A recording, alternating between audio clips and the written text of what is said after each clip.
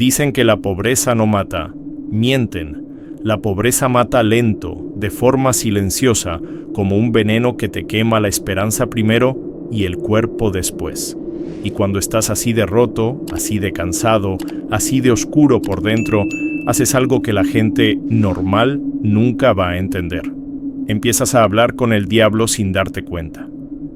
Esta es la historia real de un hombre del campo que solo quería alimentar a sus hijos y terminó haciendo un trato con algo que ni siquiera tenía rostro. No es un cuento bonito, es un aviso, es terror puro. Lo que vas a escuchar no es una historia para entretener, no es una leyenda del pueblo para contar con una fogata y reír después. Esto es un registro, un testimonio, un relato de horror contado en voz baja por la gente que todavía tiene miedo de mirar hacia el monte cuando cae la noche. Porque allá afuera, entre tierra partida y pozos secos, hay cosas que nunca fueron enterradas del todo. Cosas que huelen a mal, a angustia vieja, a sombra pegada en la piel. Cosas que siguen caminando aunque ya no tengan derecho de estar aquí. Hay una verdad que casi nadie quiere aceptar. El hambre hace que la gente toque cosas que jamás debió tocar. Y algunas riquezas, aunque parezcan un milagro, no vienen de Dios. Vienen de otra parte. De un sitio donde no hay luz, no hay compasión, no hay perdón. De un sitio donde todo tiene precio. ¿Y sabes cuál es el precio más fácil de cobrar? Un alma. Tú crees que vender algo tuyo es suficiente. Ellos creen que venderte a ti es lo normal. Eso es lo más sombrío de todo. Esto que estás a punto de escuchar es la historia de un campesino que encontró monedas enterradas cerca de un pozo seco. Monedas antiguas, marcadas con símbolos que ningún ser humano debería ver de noche. Monedas que brillaban como promesa y apestaban a condena. Esa noche se salvó la familia. Hubo comida en la mesa. Hubo alivio. Hubo risas. Y en ese momento exacto empezó el horror. Porque nada que llega tan fácil llega limpio. Nada. Te voy a decir algo, y tú decides si me crees o no. Si algún día encuentras dinero debajo de la tierra, no lo toques, no lo mires mucho, no lo lleves a tu casa solo para ver. Porque puede que no hayas encontrado riqueza, puede que alguien te haya ofrecido una puerta, y si abres esa puerta, no la vas a poder cerrar tú. En un caserío perdido entre montes resecos y milpas abandonadas vivía Arturo Molina, un campesino que ya no sabía qué más vender para que su familia comiera. El suelo estaba muerto, la cosecha se había podrido y la última gallina se había quedado flaca como un esqueleto. Esa pobreza no era solo tristeza, era terror silencioso, un horror diario que mordía la dignidad. Una noche, buscando agua en un pozo viejo que llevaba años seco, Arturo escuchó un golpe metálico bajo la tierra. Pensó que era chatarra. No era chatarra. Cuando cavó con las manos encontró una pequeña caja de barro quebrado. Dentro había monedas. Monedas antiguas, gruesas, oscuras, cubiertas de tierra pegada como sangre seca. No brillaban como el oro limpio que uno ve en películas. Era un oro sucio, casi enfermo, con símbolos raros grabados, símbolos que parecían moverse si uno los miraba demasiado. Arturo sintió primero alivio, luego algo parecido al miedo, una puntada fría en el estómago. Porque el aire alrededor del pozo se volvió espeso, sombrío, pesado, como cuando vas a tener un susto y todavía no sabes por qué. Él pensó: con esto salvo a mi gente, con esto pago la deuda del maíz, compro medicina para mi hija. Era lógico, era humano, pero el mal no siempre llega gritando. A veces llega disfrazado de oportunidad. Cuando Arturo llevó las monedas a la casa, envueltas en una tela vieja, su esposa, Rosa, ni siquiera quiso tocarlas. Rosa era fuerte, acostumbrada al dolor y a la angustia, pero cuando vio ese oro sintió un rechazo que no pudo explicar. Dijo solo: «Eso no es tuyo», y tembló. Rosa nunca temblaba. Arturo se enojó, no con ella, sino con la vida, porque la vida había sido cruel con ellos desde siempre. «¿Qué quieres que haga?», le dijo él. ¿Que deje esto ahí y que nuestros hijos se duerman otra vez con hambre? Él hablaba con rabia, pero en el fondo también había miedo. Algo en ese pozo le había parecido raro. Como si alguien más respirara ahí abajo con él, como si un bulto negro, una sombra parada detrás de su nuca, estuviera observando todo en silencio, esperando. Esa sensación no lo dejó ni cuando ya estaba en su propia cocina. Rosa, que no era mujer de supersticiones, le pidió que devolviera las monedas al pozo antes del amanecer. Le dijo que ese oro olía a muerto, a algo que no era humano, a una asombración vieja. Le dijo que había escuchado historias en el pueblo, que a veces el oro no viene de Dios, sino de otra cosa que solo quiere entrar en tu casa. Arturo no le hizo caso. No podía. No después de tanto sufrimiento. Esa noche, mientras todos intentaban dormir, el rancho se quedó demasiado callado. Tan callado que hasta el silencio daba miedo, y nadie sabía todavía que eso había sido el primer error. Al día siguiente, antes de que saliera bien el sol, Arturo fue a ver a alguien que todo el pueblo conocía, don Marcelo. No era banco, no era tienda, no era amigo. Era el tipo al que la gente va cuando ya no tiene a quien más pedirle. Un prestamista viejo, de mirada fría, que siempre olía a tabaco barato y sudor nervioso. Arturo llegó con 2 monedas envueltas en un trapo y le dijo que necesitaba cambiar un recuerdo de familia. Mintió, claro. Mintió con esa angustia de padre que ya cruzó la línea entre miedo y desesperación. Marcelo no las agarró al principio, solo las miró, sus cejas se apretaron, su cara se puso seria de golpe y sin hacer ningún chiste le dijo en voz baja: ¿Dónde carajo sacaste esto? Porque esas monedas no parecían normales, no tenían rostro de rey, ni fecha, ni país. Tenían signos raros, algo como garras, lunas partidas, marcas quemadas en el metal. Parecían parte de un ritual, no de una compra. Parecían hechas para el mal, no para un mercado. Y ahí, por primera vez, la palabra apareció clara: demonio. Marcelo le dijo algo que heló la sangre del campesino. Esto no es del mundo de los vivos. Le contó que había escuchado relatos de horror viejos, de gente que encontraba oro enterrado y luego veía bultos parados al lado de su cama por la noche, figuras sin ojos, como si alguien del otro lado viniera a cobrar. Le advirtió que ese tipo de riqueza siempre trae horror, que todo lo que llega tan fácil viene con un contrato escondido. Le dijo: devuélvelo, no lo metas a tu casa. No compres nada con esto. Arturo escuchó, pero no obedeció. ¿Por qué? Porque la necesidad también es una forma de posesión. Es otra clase de demonio. Esa misma tarde, Arturo cambió solo una moneda. Una. Y con eso compró comida, compró antibióticos para la tos de su hijo menor, compró incluso unas botas usadas para su hija mayor, que caminaba descalza en el frío de madrugada. Por primera vez en meses, la casa comió hasta llenarse. Por primera vez en meses hubo risa. Hubo un respiro, pero a veces, justo cuando por fin respiras, es cuando algo sobrenatural empieza a apretar tu cuello otra vez, algo sombrío. Esa misma noche, el niño del medio, Julián, se despertó gritando. No era una pesadilla normal. No era un susto cualquiera. El grito tenía un tono quebrado, como si alguien lo estuviera ahogando mientras dormía. Cuando Rosa corrió a verlo, lo encontró temblando, llorando sin aire, agarrando el cuello con las 2 manos. Julián no quería abrir los ojos, solo decía una y otra vez: dice que le devuelvan lo suyo, dice que ya pagó, dice que no tiene cara. Rosa le preguntó quién decía eso. Y Julián respondió, llorando: el hombre sin rostro, mamá. Está parado aquí en la puerta. Después de esa noche, nadie en la casa volvió a dormir bien. Julián dejó de hablar por horas enteras, como si el miedo le hubiera quemado las palabras en la garganta. Su hermana empezó a tener fiebre sin razón, y la piel se le puso pálida, húmeda, como cuando uno ya está demasiado cerca de desmayarse. Hasta el aire dentro de la casa cambió. Antes era pobre, sí, pero era casa. Ahora se sentía como una tumba cerrada. Había un olor raro, mezcla de humedad vieja y algo más. Algo podrido, algo que no venía de este mundo. Algo que solo se puede llamar mal.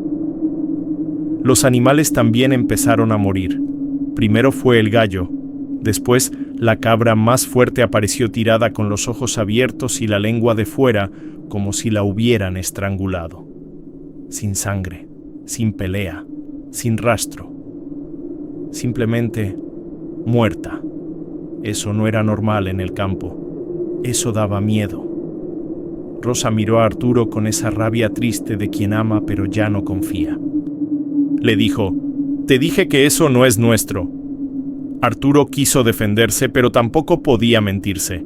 Desde que el oro entró, todo se volvió horror, puro horror.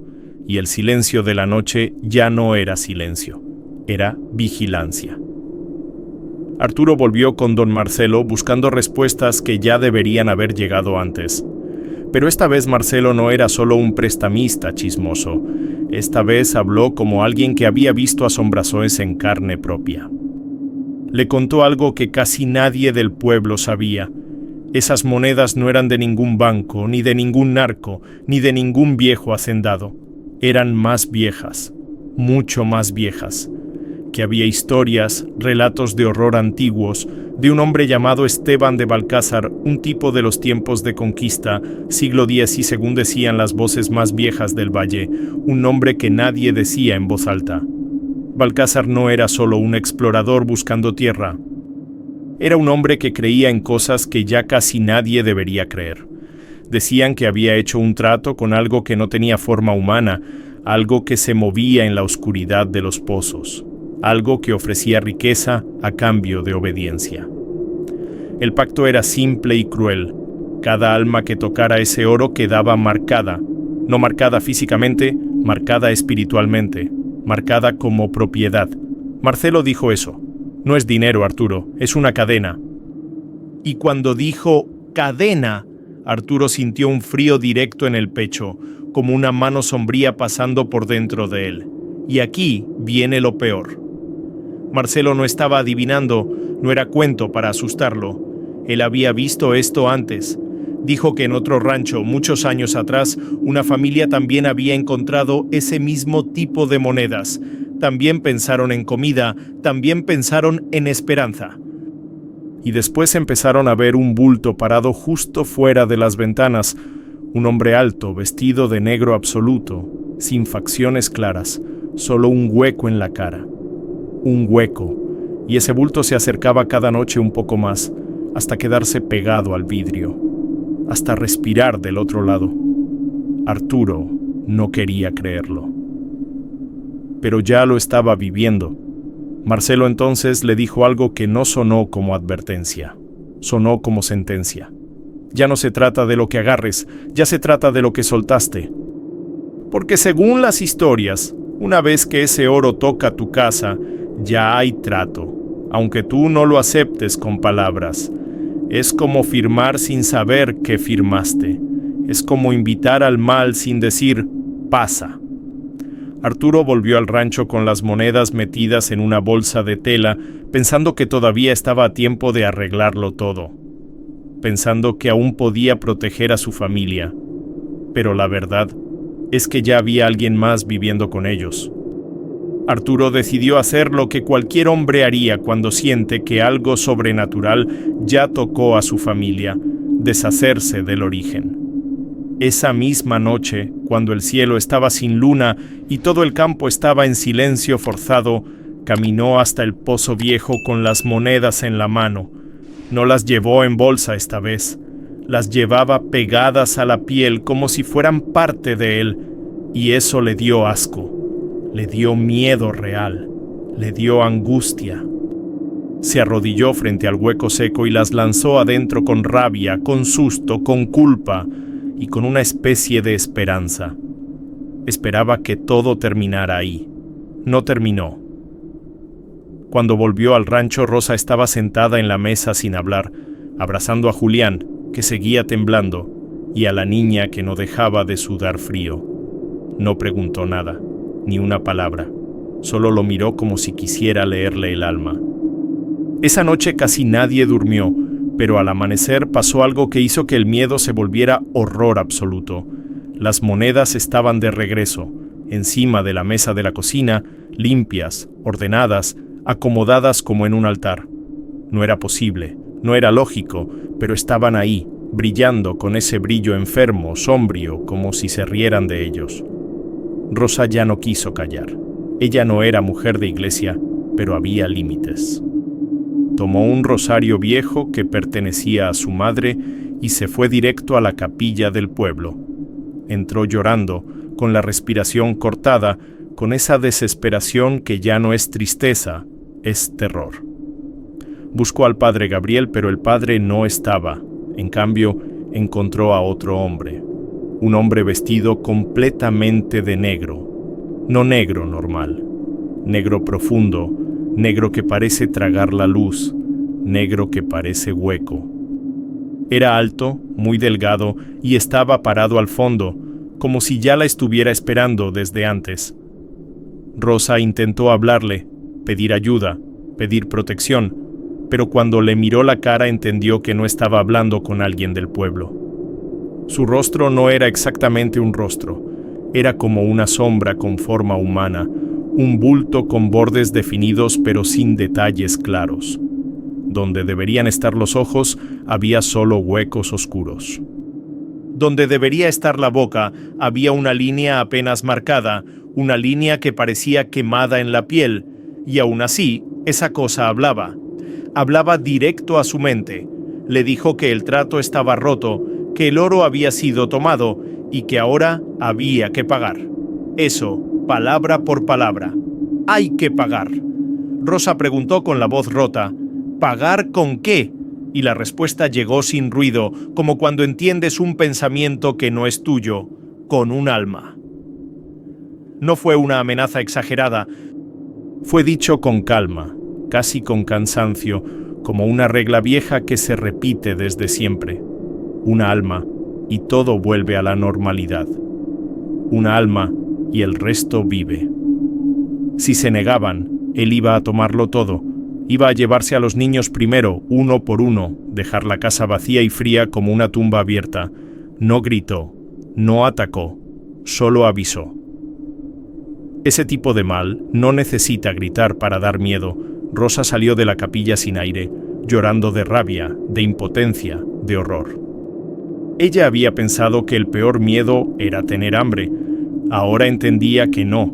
El peor miedo es que algo que no es humano ponga precio en la vida de tus hijos como si fueran animales en un mercado. Esa noche, cuando se lo contó a Arturo, él ya no discutió. Ya no pudo decir, esto es casualidad, esto es mala suerte, esto va a pasar. Porque ya no era mala suerte, era una advertencia formal, una cuenta pendiente, y alguien iba a tener que pagarla. Esa última noche, el cielo no parecía cielo. Era como una manta pesada de nubes negras, sin estrellas, sin luna, como si el mundo entero hubiera apagado la luz para mirar lo que iba a pasar. Arturo salió solo. No dejó que Rosa lo acompañara. No permitió que los niños lo vieran llorar.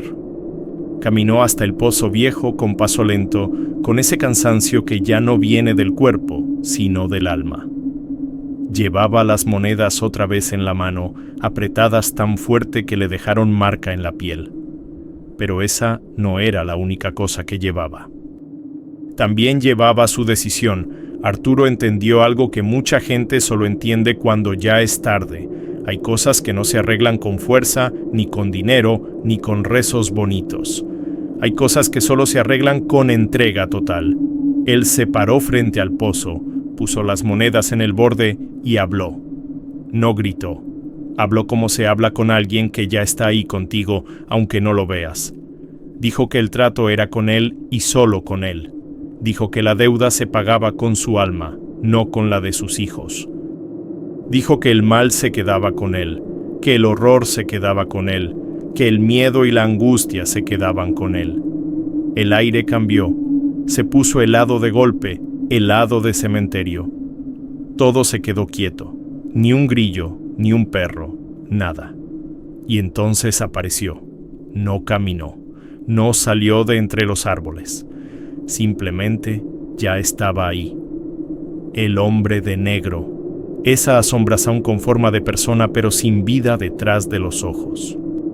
Alto, flaco, con esa presencia que hace que el cuerpo tiemble aunque uno intente mantenerse firme. En la oscuridad se le notaba mejor la forma, y eso lo hacía todavía más sombrío, más cruel. No parecía alguien, parecía la sombra de todo lo que alguna vez dio miedo en esa tierra. Arturo no se arrodilló por respeto, se arrodilló porque las piernas ya no le daban.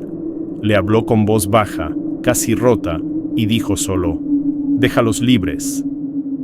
El hombre de negro inclinó la cabeza como si estuviera escuchando un negocio cualquiera, y aunque su cara era casi nada, casi un hueco, había algo parecido a una sonrisa.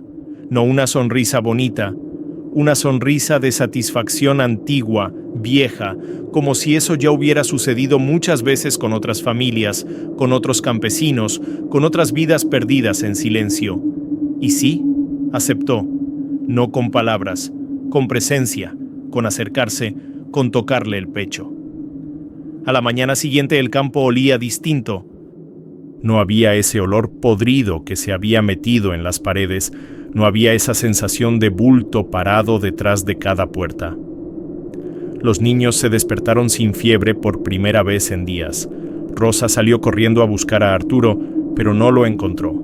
Lo único que vio fue una nota doblada sobre la mesa, escrita con su letra temblorosa. «Ya están libres. Cuida a los niños. Los amo». Las monedas habían desaparecido. No estaban en la mesa, no estaban en la casa, no estaban en el pozo. Nada. Y sin embargo, algo quedó. Porque el pueblo, después de ese amanecer, empezó a decir cosas que algunas noches, cuando el viento baja desde el cerro y la tierra se pone fría, se puede ver una figura caminar sola por el monte. Un hombre flaco, de paso cansado, con ropa de campo, como si todavía estuviera patrullando para que el mal no regrese. Dicen que nadie debe hablarle, nadie debe llamarlo por su nombre. Dicen que si lo miras directo a la cara, no tiene rostro, solo sombra, solo vacío. Y que si lo sigues, no vuelves. Hay cosas en el campo que la gente ya no dice en voz alta porque aprendió a tener miedo de verdad. Miedo, no respeto, miedo. Una de esas cosas es el oro enterrado. Suena bonito, ¿no? Encontré monedas bajo tierra. Suena a milagro, a suerte, a escape del horror de la pobreza. Pero no, aquí no es milagro, aquí es advertencia. Aquí es relato de horror que pasa de boca en boca, bajito, para que el mal no escuche. Porque lo que Arturo encontró no era riqueza. Era una puerta, y cuando tú abres una puerta así, algo siempre cruza del otro lado. En los pueblos viejos la gente no tiene escuela, pero tiene memoria, y la memoria es cruel. Aquí se cuenta que hay monedas que no pertenecen a nadie vivo, monedas que vienen marcadas. Monedas que llevan un símbolo que ningún patrón ni ningún gobierno ha usado jamás. Monedas que traen bultos detrás, sombras largas que se quedan paradas cerca de la casa hasta que alguien paga con llanto.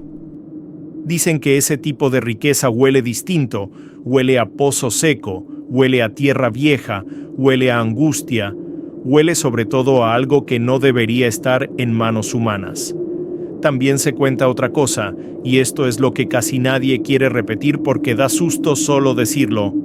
Si tú tocas ese oro ya te vieron, aunque lo tires de vuelta, aunque lo entierres otra vez, aunque reces, aunque llores, aunque grites que no sabías. Da igual, el mal no necesita permiso, el mal no es policía, el mal no pregunta, solo marca. Por eso la gente dice que esas monedas no están perdidas. Están vigilando, esperando, y cuando un humano las toca, dejan de esperar, empiezan a cobrar. Eso no es leyenda para niños, eso es supervivencia. Por eso ahora, cuando alguien anda cavando en terreno ajeno, O cuando alguien encuentra algo raro enterrado cerca de pozos que ya nadie usa, siempre hay uno que grita, «¡No toques eso!». Y no es por codicia, es por miedo real. Porque en esta zona la gente ya entendió que hay riquezas que no son para nosotros, que hay objetos que pertenecen a historias que nunca se cerraron, que hay cosas que, si las sacas de donde estaban, vuelven a caminar por la noche, caminan hasta tu puerta, se paran frente a tu cama y te miran dormir. Eso es lo más sombrío, que te miren dormir. Así que escucha bien lo que se dice aquí. Si algún día estás solo en el monte o en un terreno abandonado y ves una caja vieja enterrada o ves un brillo raro entre la tierra seca, no la agarres, no la limpies, no la lleves a tu casa nomás para ver qué es, no la lleves con un prestamista para ver cuánto te da, no la enseñes a tu familia como si fueras héroe, déjala ahí, déjala hundida en el barro donde la encontraste, porque puede que no sea oro, puede que sea una deuda. Y las deudas con los que no tienen rostro no se terminan nunca. Ahora dime la verdad, ¿tú tocarías esas monedas? Te lo pregunto en serio, porque mucha gente dice, yo no, jamás, pero cuando tienes hambre de verdad, cuando estás desesperado, cuando ya no puedes más con la angustia, haces cosas que nunca pensaste. Y eso es lo que más miedo da de esta historia. No es solo lo sobrenatural, no es solo la asombración, el bulto sin rostro parado al lado de la cama en mitad de la noche. Es que sabemos, en el fondo, que cualquiera de nosotros podría haber sido él. Quiero que me lo digas abajo en los comentarios. ¿Alguna vez sentiste que algo oscuro te estaba mirando? ¿Alguna vez escuchaste pasos en tu casa cuando estabas solo? ¿Has visto una sombra, una figura parada en una esquina que desaparece cuando volteas otra vez? Cuéntalo, no te lo guardes, esto no es broma. Mucha gente cree que está loca, hasta que escucha que a otros les pasó lo mismo. Aquí leemos todo. Aquí nadie se ríe, aquí el horror es real, el miedo es real, el mal es real. Dime también una cosa más. Si alguien te ofreciera riqueza inmediata, salida fácil, comida caliente para tu familia, pero a cambio solo pide algo que no puedes ver, ¿dirías que sí? ¿O preferirías seguir sufriendo lento día tras día, mirando a tu gente romperse? Contesta. Quiero tu respuesta sincera, porque esa respuesta dice más de ti que cualquier foto feliz que subes en redes. Esa respuesta dice qué tanto de luz te queda y qué tanto de sombra ya te está hablando al oído. Y escucha, porque esto sí es importante. Si un día, en una noche silenciosa, en el campo, en una casa vieja, alguien toca tu hombro y te ofrece ayuda, mira primero su cara. Mira bien. Si no tiene rostro, no hables, no respondas, no aceptes nada. Corre, aunque te digan que no hay para dónde correr. Corre igual. Todavía hay gente que volvió. Poca, pero volvió. Si esta historia te dejó pensando, comenta. Si alguna vez viste algo que no pudiste explicar, deja tu relato de horror abajo. Yo quiero leerlo. La gente que está aquí también necesita leerlo para saber que no está sola en la oscuridad. Suscríbete al canal y activa las notificaciones, porque lo que viene es todavía más fuerte, más sombrío, más maldito, y puede que alguna de esas historias sea la tuya.